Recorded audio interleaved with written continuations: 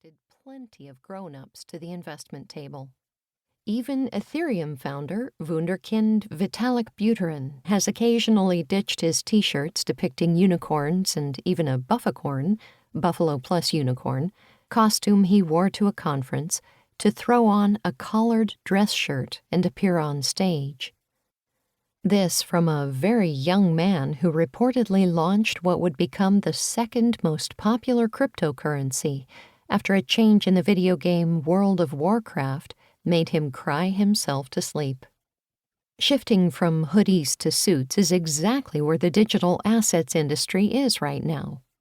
While blockchain was originally created as an alternative to banking and traditional finance by tech startups filled with hoodie-wearing entrepreneurs, it can actually enhance the established financial industry by bringing additional efficiency, transparency, and liquidity to capital markets. To make that shift, a different skill set is required. A skill set that the innovators of blockchain and cryptocurrencies don't have. The suits of Wall Street and Main Street can build on what the hoodies of tech startups created when they come to understand how to innovate using digital assets in traditional financial markets. That's when hoodies and suits can combine their talents and expertise to create the next generation of finance together. What I found in the boardroom.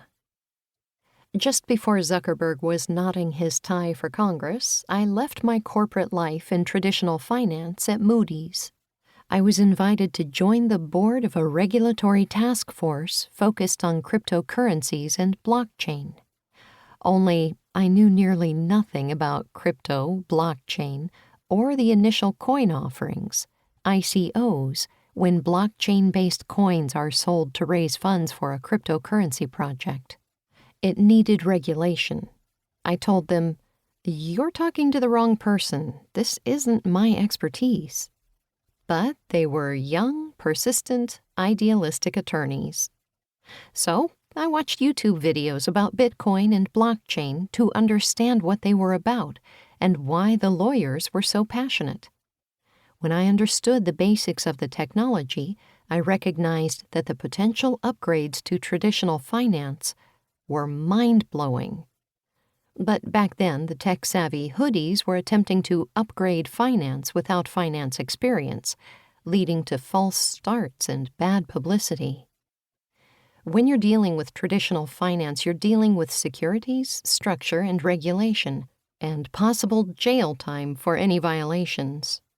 After all, finance is one of the oldest professions in the world, dating back to Mesopotamian bankers offering credit contracts.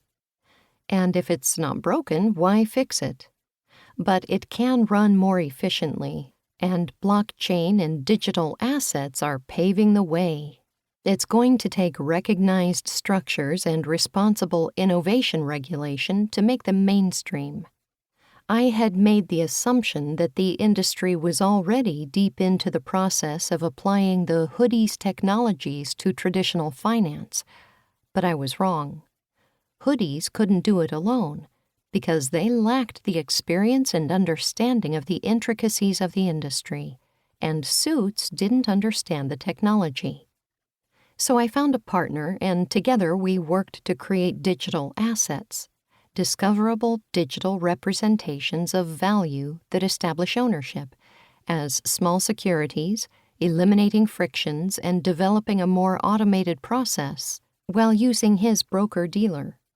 Together with a great team, we focused on efficiencies and programmable securities and worked to create tokenized real-world assets before the term RWA was cool.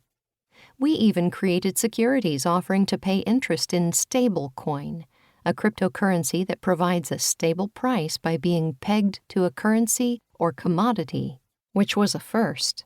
We structured non-fungible tokens, NFTs, unique tokenized assets on the blockchain that can't be replicated, for investments in land plots before NFTs became known for art. I understood that digital assets would become important because the next generation of investors, who grew up with supercomputers in their pockets,